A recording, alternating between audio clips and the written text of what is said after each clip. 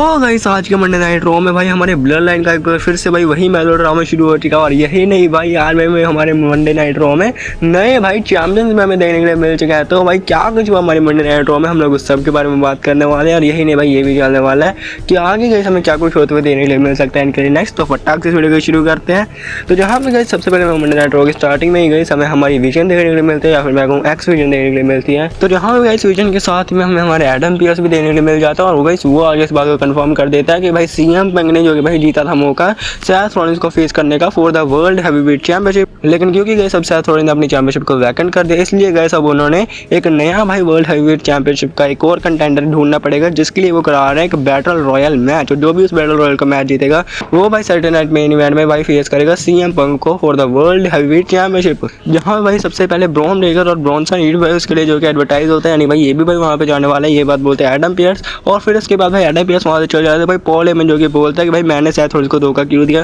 क्योंकि मैंने जो कि रोमन रेंस और सीएम पंग को रेसलमेनिया में धोखा सेथ रॉलिंस के लिए नहीं दिया था, मैंने उनको धोखा दिया था ब्रॉन रेगर और ब्रॉन्सन रीड के लिए, जो कि भाई नेक्स्ट रेसलमेनिया बनने वाले हैं। और सही नहीं भाई इस बंदे ने इसी बात को भी बोला है कि जो भाई ब्रॉन रेगर और ब्रॉन्सन रीड भाई रोमन रेंस से भाई बढ़िया है, बात को भाई हमारे पॉल हेमन ने बोला है, तो क्या ही कर सकते हैं। और फिर इसके बाद गए मैच देखने मिलता है जजमेंट डे बनाम एजी स्टाइल्स एंड ड्रैगन ली के बीच गई सी मैच हो रहा था for the tag team championship. जहां पे गए लास्ट में भाई क्या होता है कि भाई एक सेकंड के लिए तो भाई एजी स्टाइल जो कि अपना फिनोमिनल फोरआर्म देते हैं, वहां से भाई फिन बैलर जो कि भाई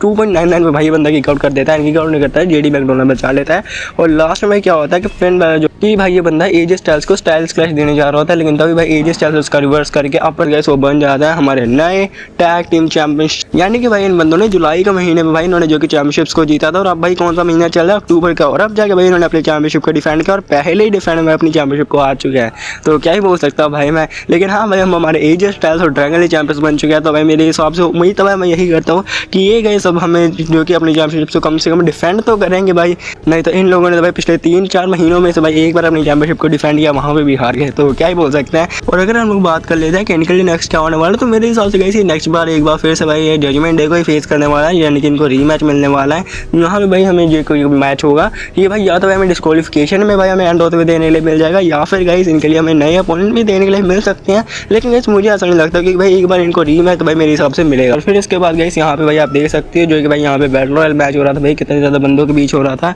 मतलब भाई काफ़ी बंदे जो कि थे इसमें, कॉफी किंगस्टन, हमारा Grayson Waller, L night, Jimmy Uso, Rusev, और भी भाई काफ़ी सारे बंदे हैं जैसे हमारा अमेरिकन वगैरह वगैरह। और इसके बाद जो कि भाई हमें बैक स्टेज में हमें जिमी ऊसो और जे ऊसो देखने के लिए मिलता है, जहाँ गाइस क्या होता है कि भाई जे ऊसो से जिमी ऊसो बात कर रहे होता है कि देखो भाई अभी के टाइम पे तुम अपनी वर्ल्ड हैवीवेट चैंपियनशिप्स को किसी और की वजह से नहीं हार रहे हो, या तुम इसलिए नहीं हार रहे हो क्योंकि तुम औरों की मदद कर रहे थे, तुम अपनी चैंपियनशिप्स को इसलिए हार रहे हो क्योंकि तुमने खुद पे भरोसा करना बंद कर दिया था। जहाँ पे जे बोलता है कि हाँ ये सब तुम सही हो सकते हो, लेकिन रोमन भी गलत नहीं है, यानी कि भाई मुझे अब किसी पे भी भरोसा नहीं करना, तुम पे भी नहीं, ये बात बोलता है भाई हमारा जे ऊसो। तो यहाँ से ही भाई हमारा जिमी ऊसो सबसे पहले तो भाई कुछ ज़्यादा ही भाई एकदम भाई जे ऊसो के साथ गुस्सा चल रहा था। और फिर इसके बाद हमें मैच मिलता है डोमिनिक मिस्टीरियो बनाम रूसेव का, जो कि हो रहा था फॉर द इंटरकॉन्टिनेंटल चैंपियनशिप। और यहाँ क्या होता है कि मैच के बीच में सबसे पहले तो भाई हमारा डोमिनिक मिस्टीरियो भागने की कोशिश करता है, लेकिन भाई जो कि है हमारा भाई पेंटा से भागने नहीं देता, वहाँ पे आके इसे बचा लेता है। और फिर इसके बाद जो कि डोमिनिक मिस्टीरियो अंदर जाता है, लास्ट में क्या होता है कि भाई रूसेव रिटेन कर लेता है।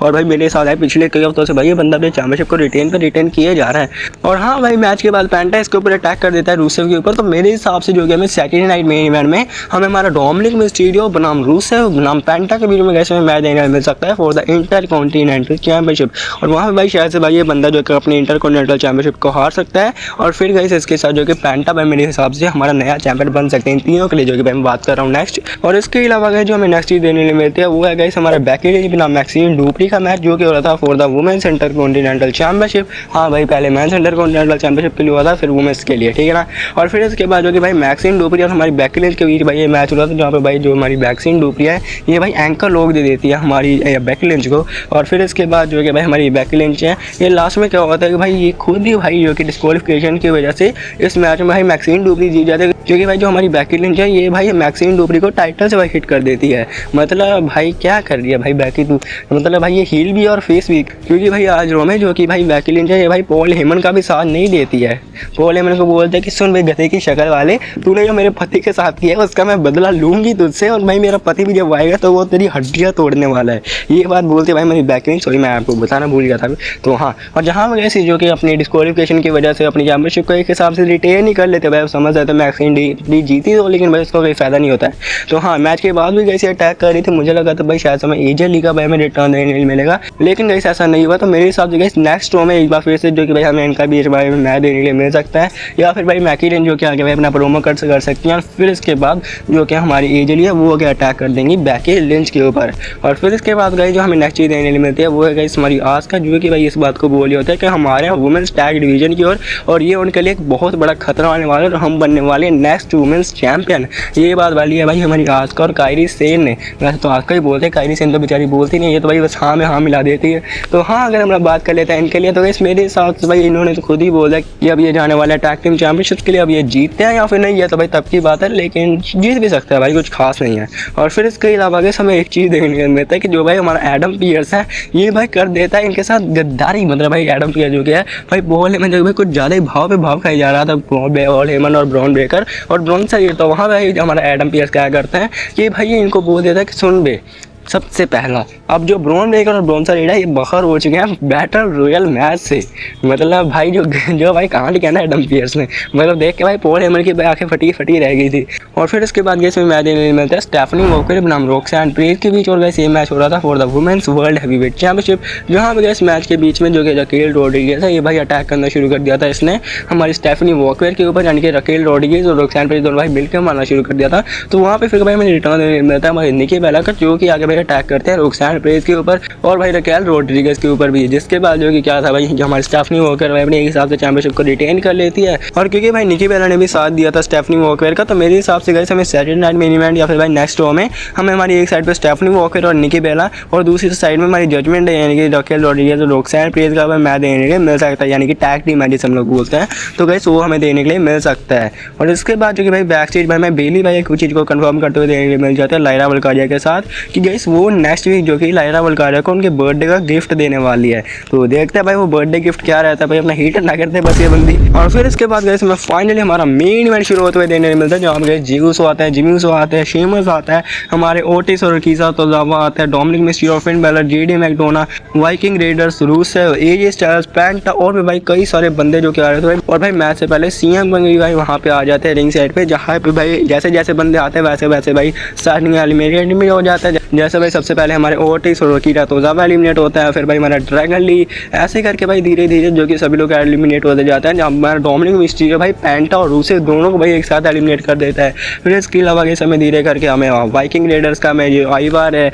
ये जो भाई हमारा अमेरिकानो ये भाई मैंने एलिमिनेट होते हुए देने मिलता है। और भाई एक मोमेंट क्या आता है कि भाई एजे स्टाइल जो भाई बाहर कर देता है हमारे डोमिनिक मिस्टीरियो को, लेकिन क्योंकि भाई रेफरी नहीं देखता है तो भाई उसे गिना ही नहीं जाता, तो भाई डोमिनिक मिस्टीरियो वापस भाई रिंग के अंदर बच चला जाता है। तो भाई डोमिनिक मिस्टीरियो को तो एक जीवन दान मिल चुका था। और इसके बाद जो क्या है भाई हमारे सिर्फ रिंग के अंदर 5 बंदे ही बचते हैं, डोमिनिक, एले नाइट, एजे स्टाइल, जिमी ऊसो और जी ऊसो। और फिर भाई क्या होता है कि एजे स्टाइल तो भाई बाहर हो जाता है, लेकिन फिर इसके बाद जिमी ऊसो और एले नाइट भाई आपस में लड़ रहे होता है रॉब्स के पास, वहाँ भाई जी ऊसो इसका फायदा उठाता है और बाहर कर देता है, इससे बचता है। और भाई डोमिनिक मिस्टीरियो को भी बाहर कर देते हैं, यानी कि भाई अब हमें हमारे सैटरडे नाइट मेन इवेंट में देने मिलने वाला है जे ऊसो बनाम सीएम पंक का match for the world heavyweight championship. और भाई जैसे भाई जिमी ऊसो को इसने एलिमिनेट किया और जैसे भाई जिमी ऊसो ने इसे देखा है ना, तो मेरे हिसाब से भाई जिमी ऊसो भाई अपना हिडन कर सकता है सैटरडे नाइट मेन इवेंट में। तो भाई ऐसे करके भाई हमें हमारे सीएम पंक भाई हमें हमारे चैंपियन बनते हुए देने के लिए मिल सकता है। भाई हमें इनका फेस ऑफ भाई में देने के मिला था रो में, और भाई जिमी ऊसो भाई को ज़्यादा गुस्से में था, तो भाई मेरे हिसाब से जिमी ऊसो भाई अपना हिडन कर सकता है।